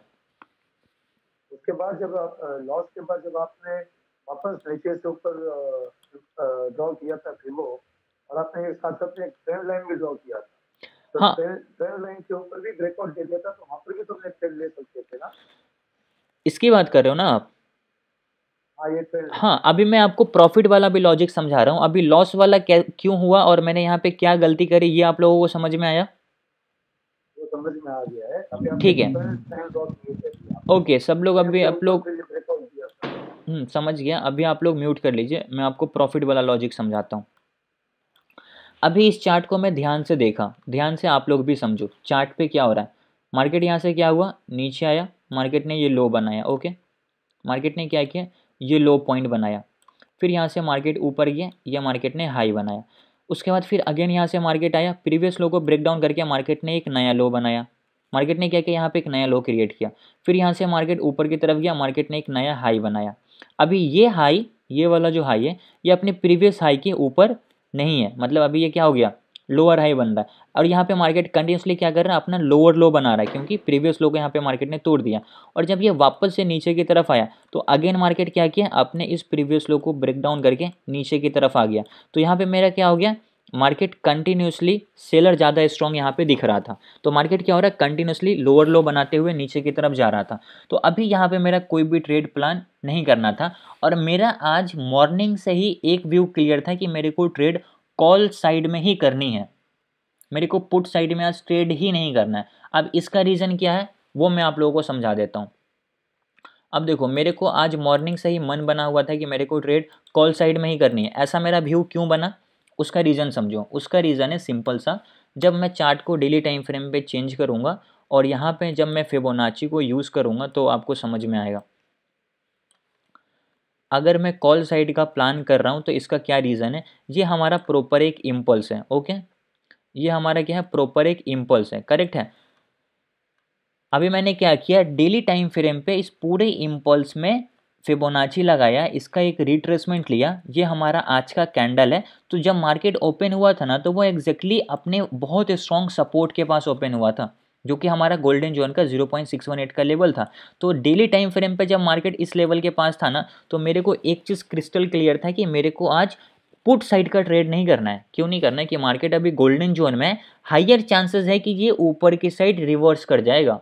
तभी मेरे को डेली टाइम फ्रेम का डायरेक्शन समझ आ गया कि अभी सब लोग देखते हैं कि हाँ मार्केट तो ठीक है, तो यहाँ से अभी लग रहा है मार्केट गिर रहा है नीचे जाएगा, मार्केट गिर रहा है नीचे जाएगा, तो वो पुट का ट्रेड का प्लान करेंगे। ये मेरे को समझ आया था साइकोलॉजी। लेकिन मैंने डेली टाइम फ्रेम पे देख रखा था कि यहाँ पे एक बहुत इंपॉर्टेंट लेवल है, और वो लेवल है 0.618 का लेवल, और उसी के नीचे जो हमारा प्रीवियस डे का लो है उसको मैंने मार्क किया और मैंने यहाँ से फिबोनाची को डिलीट किया। अभी समझ आ गया कि ये हमारा गोल्डन जोन का बहुत इंपॉर्टेंट लेवल है। इसके नीचे जाएगा फिर ही कुछ पुट का प्लान करेंगे, इसके ऊपर है तो कोई पुट का प्लान नहीं करना है। ओके, उसके बाद फिर आते हैं हम लोग अपने वापस से 5 मिनट के टाइम फ्रेम पे। ओके, अब ये लेवल हम लोगों को समझ में आ गया कि ये हमारा क्या इंपॉर्टेंट सपोर्ट होने वाला है। कैसे सपोर्ट होने वाला है, डेली टाइम फ्रेम पे 0.618 का लेवल है। समझ आया। अभी देखो फिर मेरे को दिख रहा है कि यहाँ से मार्केट लोअर लो लोअर लो लोअर लो बनाता हुआ नीचे की तरफ आ रहा है। मैक्सिमम लोग जो है ना, हो सकता है जो फिबोनाची को यूज़ भी करते होंगे या सपोर्ट रेजिस्टेंस भी मार्क करते होंगे, वो यहाँ पे नीचे का ट्रेड में एंट्री कर लिया होगा। ओके, बट यहाँ पे हम लोग क्या करेंगे, उस तरीके से मेरा प्लान नहीं था। अब मेरा प्लान सिंपल सा था कि जैसे मार्केट अपना लोअर लो बनाना बंद कर देगा, फिर मैं कॉल का अपना ट्रेड प्लान करूँगा। तो अब आप इस चार्ट को ध्यान से देखो, यहाँ तक मार्केट लो बनाया, या मार्केट ने हाई बनाया, वापस नीचे आया, मार्केट ने इसका ब्रेकडाउन करके अगेन एक नया लो बनाया। इसके बाद जब मार्केट ऊपर की तरफ गया ना यहाँ से, अब इस चार्ट में चेंजेस आ गए। अब क्या चेंजेस आ गए, ये मार्केट ने हाई बनाया, और जब ये वापस नीचे की तरफ आया ना, तो अब यहाँ से मार्केट अपने ये प्रीवियस लो का ब्रेकडाउन नहीं कर पाया, जो कि देखोगे तो कंटिन्यूसली कर रहा था, कंटिन्यूसली लो ब्रेक डाउन कर रहा था, लेकिन इस जगह पे बायर एक्टिव हो गया। अब यहाँ से मार्केट अपने प्रीवियस लो को ब्रेक डाउन नहीं कर पा रहा। तो अभी मुझे एक चीज़ और क्लियर हो गया कि अब यहाँ पे कहीं ना कहीं स्लोली बायर आ रहे हैं। फिर मार्केट नीचे आया, अब यहाँ पे ये हमारा हाई था, अब मार्केट ने इस हाई का यहाँ पे ब्रेकआउट कर दिया। तो अब जैसे मार्केट ने अपने प्रीवियस हाई को ब्रेक कर दिया, समझ जाओ ट्रेंड बदलने वाला है। ट्रेंड हमारा नेगेटिव था, अब ये ट्रेंड हमारा क्या होगा, ऊपर की तरफ जाएगा। इसका मेरे को हायर प्रोबेबिलिटी लग रहा है, लेकिन थोड़ा सा कंफर्मेशन लेने के लिए हम लोग और वेट करेंगे कि हाँ एग्जैक्टली हो रहा है क्यों नहीं हो रहा। क्योंकि देखो फर्स्ट ट्रेड में मेरे को 3700 रुपये का लॉस हो गया। अब मेरा ये इंटेंशन था कि मेरे को और लॉस नहीं करना है। अब अगर मैं ट्रेड करूँगा तो वो परफेक्ट होना चाहिए और उसमें मेरे को प्रॉफिट होना चाहिए, और मेरा सेटअप होगा तभी करूँगा, नहीं होगा तो मैं आज लॉस ही बुक करके छोड़ दूंगा, कल कुछ देखा जाएगा। ठीक, जब मैं मार्केट ने यहाँ पे लो बनाया, फिर यहाँ से मार्केट ऊपर गया, हाई ब्रेक किया, तो समझ आया कि यहाँ पे थोड़े बायर है। फिर जब मार्केट अगेन नीचे है ना, तो ये क्या किया, अपने प्रीवियस लो को ब्रेक डाउन नहीं कर पाया, वापस गया। फिर जब ये वापस नीचे की तरफ आया तो अगेन ये अपने प्रीवियस लो को ब्रेक नहीं कर रहा है। तो जो पहले कंटिन्यूसली अपने प्रीवियस लो को ब्रेक करता हुआ नीचे आ रहा था, यहाँ पे market previous low break down करना बंद हो गया। तो मार्केट का ट्रेंड क्या है, अभी अप हो गया। क्यों, क्योंकि प्रीवियस लो ब्रेक नहीं हो रहा, प्रीवियस हाई ब्रेक हो रहा। जैसे मैंने ये चीज़ देखा, वैसे ही हम लोगों ने क्या किया, यहाँ पे एक सिंपल सा छोटा सा एक ट्रेंड लाइन को मार्क किया। कौन से ट्रेंड लाइन को मार्क किया, सब लोग म्यूट करके रखना भी प्लीज़। यहाँ पे ये हमारा प्रॉपर एक ट्रेंड लाइन है। ये हमारा क्या हुआ, ये हमारा प्रॉपर एक छोटा सा ट्रेंड लाइन हुआ 5 मिनट के टाइम फ्रेम पे, जिसको मार्केट रिस्पेक्ट कर रहा है और मार्केट कंटिन्यूसली अपना हायर हाई बना रहा है। मार्केट अपने प्रीवियस लो को ब्रेक डाउन नहीं कर पा रहा है। ओके, ये चीज़ हमें दिखा। अब देखो ध्यान से, मार्केट नीचे आया, वापस ऊपर गया, नीचे आया, वापस ऊपर गया, नीचे आया, वापस ऊपर गया, फिर नीचे आया, यहाँ पे इसको रिजेक्शन भी मिला। अब ये ट्रेंड लाइन सपोर्ट है, मार्केट जब कभी भी आएगा यहाँ पे, यहाँ से ऊपर की तरफ जाएगा। अब मेरे को एक चीज़ और दिमाग में था, अगर कोई बंदा है यहाँ पे जो मेरे लेक्चर्स को काफ़ी टाइम से अटेंड कर रहा है और आज भी इस लेक्चर में होगा, तो उसको पता होगा मैंने किसी लेक्चर में एक बहुत इंपॉर्टेंट चीज़ सिखाया था। वो ये सिखाया था कि जब कभी भी मार्केट का ट्रेंड निगेटिव हो, ध्यान से सुनना, अभी मैं आप लोगों को बता रहा हूँ, मार्केट का ट्रेंड निगेटिव हो पास्ट कुछ दिनों से और उसके बाद मंथली एक्सपायरी हो, तो उस दिन हाइयर चांसेस होते कि मार्केट ट्रेंड के अपोजिट डायरेक्शन में जाएगा। इसका रीज़न क्या होता है? Profit booking. क्योंकि जो भी अपना फ्यूचर का प्लान करके गए होंगे, जो भी अपना पोजीशन को होल्ड करे होंगे, वो आज प्रॉफिट बुक करेंगे, और जब प्रॉफिट बुकिंग आता है तो मार्केट रिजेक्शन उसके अपोजिट साइड जाता है, क्योंकि अभी मार्केट ट्रेंड निगेटिव साइड में है, तो बहुत सारे लोगों का पुट ज़्यादा होगा तो वो अपना प्रॉफिट बुक करेंगे, तो जब वो प्रॉफिट बुक करेंगे तो वहाँ से मार्केट रिवर्स जाएगा कॉल साइड में। तो ये हम लोगों को लॉजिक ऑलरेडी पता है और आप लोगों को भी मैं अभी बता दिया हूँ। उसके बाद यहाँ पे ये जो हमारा छोटा सा रजिस्टेंस था उसको मैंने यहाँ पे मार्क कर लिया, ठीक। अब यहाँ पे एक चार्ट पैटर्न बना। चार्ट पैटर्न क्या बना? असेंडिंग ट्रायंगल चार्ट पैटर्न, ठीक है। उससे भी ज़्यादा इंपॉर्टेंट है, चार्ट पैटर्न तो है ही। उसके बाद हम लोगों को समझ आ गया कि अब देखो मार्केट में ज़्यादा टाइम रहा नहीं है, लगभग 3 बजने वाला है और 3 बजे के बाद ही मैक्सिमम चांसेस है कि मूव आएगा, तो अब रिस्क लेना है। और अब जब ध्यान से देखोगे ना तो आप लोगों को एक चीज़ और समझ में आएगा। दूसरा जो मैंने ट्रेड किया था ना, वो मैंने लिया था 31 जनवरी के एक्सपायरी का। देखो अगर मैं आज के एक्सपायरी का लेता तो मेरे को प्रॉफिट तो हो जाता और बहुत तगड़ा प्रॉफिट होता, क्योंकि आज ही का एक्सपायरी का जो प्रीमियम होता है वो बहुत स्पीड में इंक्रीज होता। बट मेरे अंदर उतना लालच नहीं था, मेरे को सेफ खेलना था। मेरे को नेगेटिव भी सोचना है कि अगर मार्केट में मूव नहीं आया, मार्केट साइडवेज ही रह गया, तो यहाँ पे क्या होगा? मेरा पोजीशन में लॉस हो जाएगा, मेरा प्रीमियम खत्म हो जाएगा। लेकिन मैंने यहाँ पे क्या किया? 31 जनवरी के एक्सपायरी का मैंने कॉल ले लिया, और ये लेने का मेरा मेन मोटिव था कि अगर मार्केट आज मेरे को प्रॉफिट नहीं दिया, मार्केट साइडवेज रह गया, तो मैं इस पोजीशन को होल्ड करूंगा नेक्स्ट डे के लिए, क्योंकि मार्केट अभी गोल्डन जोन में है, यहाँ पे बायर जाता है, नेक्स्ट डे मार्केट हो सकता है तो गैप अप खुलेगा। ऐसा मेरा व्यू था, ठीक है। इसलिए मैंने यहाँ पे क्या किया था? 31 जनवरी का ट्रेड लिया। ये चीज़ें भी आप लोग थोड़ा सा नोटिस करना, ठीक है। अब जैसे मैंने यहाँ पे ट्रेड लिया, उसके बाद देखो मार्केट में क्या मूव आया। मार्केट यहाँ से घूमा, बायर यहाँ पे एक हैमर कैंडल स्टिक बना, ग्रीन क्लोजिंग, उसके बाद डायरेक्ट यहाँ से घूमा। उसके बाद मार्केट कंटिन्यूसली ऊपर जाता ही रहा, लेकिन मैं यहाँ तक अपने पोजीशन को होल्ड नहीं किया हूँ। मैं आपको बताता हूँ कि मैं कहाँ तक अपने पोजीशन को होल्ड किया हूँ। और ये जो 4000 का प्रॉफिट हुआ, अभी मैं आप लोगों को ये भी बता देता हूँ। अब ये हमारा क्या है? प्रॉपर इम्पल्स है, ओके। अब इस इम्पल्स का ऊपर के साइड क्या आ रहा है? रिट्रेसमेंट आ रहा है, और हम लोगों को ऑलरेडी पता है कि ये हमारा एक इम्पल्स है, इसका रिट्रेसमेंट ऊपर जा रहा है। तो ये जो 50 से लेकर 60% का जोन है, ये एक रिवर्सल जोन होता है। तो मैंने अपना प्रॉफिट इस एक कैंडल के हाई पे बुक किया, और दूसरा प्रॉफिट मैंने इस कैंडल के हाई पे किया। यहाँ पे रिजेक्शन भी मिला, तो मेरे को थोड़ा सा फियर आने लगा, और मेरा जो लॉस था वो पूरा का पूरा रिकवर होकर मैं प्रॉफिट में आ गया था। तो मेरा डर भी खत्म। प्रॉपर ट्रेड एनालिसिस में मैंने यहाँ पे अपना 4400 का प्रॉफिट बुक कर लिया। उसके बाद वो प्रीमियम और ऊपर की तरफ गया, बट उससे मेरे को मतलब नहीं है। जो मेरा ट्रेड था उस सेटअप पे मैंने एंट्री किया, यहाँ पे ये पूरा मूव को यहाँ पे कैप्चर किया, और उसके बाद इसमें मेरा 2 लॉट था, ठीक है। 2 लॉट को मैंने, एक लॉट यहाँ पे अपना प्रॉफिट बुक किया था, और दूसरा मैंने इस कैंडल के हाई के आसपास जब ये रिजेक्शन लिया तो यहाँ कहीं पे मैंने अपना प्रॉफिट को बुक कर लिया था। क्योंकि अब अभी देखो ये बाद में ऊपर चला गया तो समझ में आ रहा है कि हाँ यार ये तो ऊपर चला गया, लेकिन जब आप लाइव मार्केट में इसमें ट्रेड करोगे ना, और ऊपर से जब इसको रिजेक्शन आएगा तो अपन को ये लगेगा कि यार ये कहीं से नीचे ना चला जाए, तो जो प्रॉफिट है वो लॉस में आ जाएगा। इसी वजह से मैंने क्या किया, ज़्यादा मेरे को रिस्क नहीं लेना था। यहाँ पे मैं प्रॉफिट में हूँ, यहाँ पे प्रॉफिट अपना बुक कर लो, आज का टाइम ख़त्म। ओवरऑल मैं प्रॉफिट में आ गया, बस मेरे को यही चाहिए था। तो अगर आपको कभी फर्स्ट ट्रेड में लॉस भी हो जाए तो उससे घबराना नहीं है, आप दूसरा ट्रेड करो, लेकिन इंपॉर्टेंट है कि वो एक प्रॉपर सेटअप पे होना चाहिए। मार्केट से लड़ाई नहीं करना है कि नहीं मेरे को तो प्रॉफिट ही चाहिए। अब आप हर 5 मिनट, हर 15 मिनट पे ट्रेड ढूंढ रहे हो और ट्रेड में एंट्री कर रहे हो, तो वो एक बहुत गलत डायरेक्शन होता है, वहाँ पे आप बहुत ज़्यादा लॉस करोगे। लेकिन यहाँ पे क्या है, हम लोगों ने वेट किया, प्रॉपर चार्ट का एनालिसिस किया पेशेंस के साथ। जब यहाँ पे हमारा ट्रेड प्लान बना या हमारा ट्रेड में एंट्री बना, हम लोगों ने एंट्री किया, और अपने सही समय पे हम लोगों ने एग्जिट भी किया।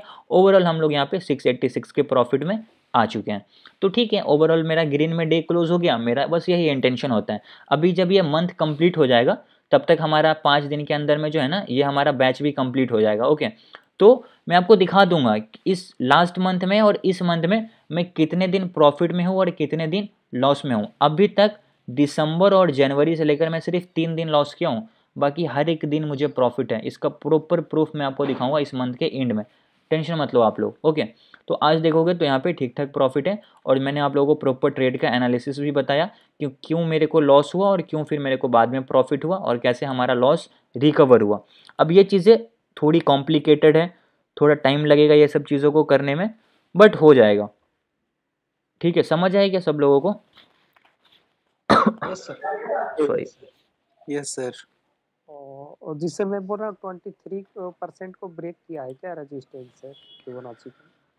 23% जो लेवल होता है ना वो इंट्राडे में उतना कोई वैल्यूएबल लेवल नहीं होता, तो उसको आप फॉलो मत करो, क्योंकि वो 23 का जो लेवल होता है ना बहुत वीक सपोर्ट एंड रेजिस्टेंस का काम करते हैं। आप हमेशा 50-60 के लेवल को फॉलो करो, 88 के लेवल को फॉलो करो, 1.618 के लेवल को फॉलो करो। लेकिन ये सब चीज़ें हम लोग अभी आगे डिस्कस करने वाले हैं। उसके डाउट्स जो भी है ना आप लोग नोट डाउन करके रख लो, जो हमारा वीडियोस पहले से भी देख रहे हैं अपने सारे डाउट्स जो है ना फिबोनाची से रिलेटेड सब नोट डाउन करके रखो, क्योंकि कल हमारा क्या होगा ट्रेडिंग साइकोलॉजी पे लेक्चर होने वाला है। ओके, जैसे हम लोगों ने एक बार ट्रेडिंग साइकोलॉजी सीख लिया ना, ऑप्शन ट्रेडिंग तो हम लोगों ने आज सीखा, ट्रेडिंग साइकोलॉजी के बाद फिर फिबोनाची स्टार्ट होगा। तो यही सबसे बड़ी इंपॉर्टेंट तगड़ी चीज़ है, यही आप लोगों को बहुत फोकस के साथ सीखना है। अगर ये नहीं सीखे तो अभी तक आपने जो भी क्लास अटेंड किया उसका कोई मतलब नहीं बनता, अगर आपको मेन इंपॉर्टेंट चीज़ ही समझ नहीं आया तो। ठीक है, उसके बारे में हम लोग डिस्कस करेंगे आगे। ये ट्रेड एनालिसिस समझ आया सब लोगों को? जी सर। ठीक है, किन्हीं का कोई भी डाउट? अगर कोई कुछ बोल नहीं रहा ना तो प्लीज़ अपने आप को म्यूट करके रखा कीजिए ताकि कोई डिस्टर्बेंस ना हो। हाँ सर, ये पूछ रहे थे कि एक्सपायरी तो केवल वीकली और मंथली एक्सपायरी होता है ना? यस, स्टॉक्स में मंथली एक्सपायरी होता है और इंडेक्स में वीकली एक्सपायरी होता है। और इंडेक्स में मंथली एक्सपायरी भी तो होता है लास्ट मंथ। हाँ, तो जो लास्ट है तो वो हमारा मंथली एक्सपायरी ही हुआ ना जी। सर ऑप्शन चेन में ओआई और चेंज ओआई क्या होता है, डेल्टा थीटा के बारे में बेसिक बताओ सर। देखो ये ऑप्शन चेन वगैरह मैं नहीं यूज़ करता हूँ यार, क्योंकि वो बहुत मेरे को डिस्ट्रैक्ट करता है। जो भी लोग यूज़ करते हैं वो कर सकते हैं, उनको मैं मना नहीं कर रहा हूँ, लेकिन ना मैं उसके बारे में आप लोगों को बताना चाहता हूँ क्योंकि मैं उसको फॉलो ही नहीं करता हूँ। और जो चीज़ें मैं फॉलो नहीं करता हूँ उसके बारे में मैं आपको क्या बताऊँ। देखो मैं यहाँ पे कोई वो नहीं हूँ कि मैं आपको हर एक चीज़ बता दूंगा। और चंद्रशेखर जी प्लीज़ म्यूट कर लीजिए एक सेकेंड के लिए। जिनका सिर्फ बताने का ही काम होता है ना वो आपको वो चीज़ें बता सकते हैं, हर एक चीज़ वो आपको बता देंगे कि ऑप्शन चेन क्या होता है, थीटा क्या होता है, हर एक चीज़ वो आपको बताएंगे। लेकिन मेरे को पता है, देखो ऑप्शन चेन क्या होता है कि वहाँ पे आप उसको देखता है कि इस स्ट्राइक प्राइस पे इतने कॉल राइटर बैठे हुए हैं, इस स्ट्राइक प्राइस पे इतने पुट राइटर बैठे हुए हैं। जब वो आप देखोगे ना आपको लगता है कि अब यहाँ से मार्केट ऊपर नहीं जाएगा क्योंकि यहाँ पे बहुत सारे पुट राइटर हैं, ठीक है, लेकिन वहाँ से मार्केट ऊपर जाएगा और जैसे थोड़ा ऊपर जाएगा 40, 50, 80 पॉइंट, वहाँ से सारे पुट राइटर हट जाएंगे। तो ये जो 80 पॉइंट ऊपर की तरफ गया ना मार्केट, ये मूव को आप कैप्चर नहीं कर पाओगे क्योंकि आपको पहले लग रहा था कि यहाँ से मार्केट ऊपर नहीं जाने वाला है, इस वजह से वहाँ पे आपका ट्रेड छूट जाएगा। लेकिन आप जब सिर्फ प्राइस एक्शन को फॉलो करोगे ना, इस चीज़ को फॉलो करोगे, ट्रेंड लाइन, सपोर्ट, रेजिस्टेंस, तो आप यहीं पर एंट्री मार दोगे क्योंकि आपको पता है कि लोअर लो नहीं बन रहा, कंटिन्यूसली हाइयर हाई बन रहा, तो यहाँ से मार्केट ऊपर की तरफ जाएगा। तो यहाँ पे लेकिन अगर मान लो यहाँ पे 44,500 है, अब मान लेते हैं 44,500 पे बहुत सारे पुट राइटर बैठे हुए हैं, वो ये बोल रहे हैं कि अब यहाँ से मार्केट ऊपर नहीं जाएगा, लेकिन जैसे ये ग्रीन कैंडल बनेगा ना वो सब के सब यहाँ से भाग जाएंगे, तो फिर यहाँ पे आपका ये जो कैंडल का पूरा मूव है छूट जाएगा। अगर आप इधर एंट्री भी करोगे तो स्टॉप लॉस कहाँ डालोगे, इसके नीचे डालोगे या इसके नीचे, अब काफ़ी बड़ा स्टॉप लॉस हो जाएगा। तो इस वजह से यही मिस्टेक मेरे साथ भी हो रही थी, मैं पहले यूज़ करता था ओपन इंटरेस्ट, उसका OI change, theta data, but अभी मैं नहीं करता हूँ, अभी सिंपल प्राइस एक्शन और कुछ नहीं, ये सबसे परफेक्ट वर्क करता है मेरे हिसाब से। अगर आपको उसमें प्रॉफिट हो रहा है देन आप उसको कंटिन्यू कर सकते हो, ठीक है। ओके, समझ में आया सब लोगों को? यस और no? Yes sir. Yes sir. ठीक है, तो अभी हम लोगों ने सारी चीज़ें समझ लिया, अभी हम लोगों को बस फिबोनाची ट्रेडिंग सीखना है, उसके बारे में भी हम लोग डिस्कस करेंगे परसों के लेक्चर में, क्योंकि कल हम लोग ट्रेडिंग साइकोलॉजी सीखने वाले हैं। तो कल के में हम लोग वापस से मिलते हैं और हम लोग ट्रेडिंग साइकोलॉजी को अच्छे से क्लियर करेंगे कि क्या क्या इंपॉर्टेंट चीज़ें होती है उसमें। Okay, thank you so much for joining, good night. Sir मेरा एक क्वेश्चन है।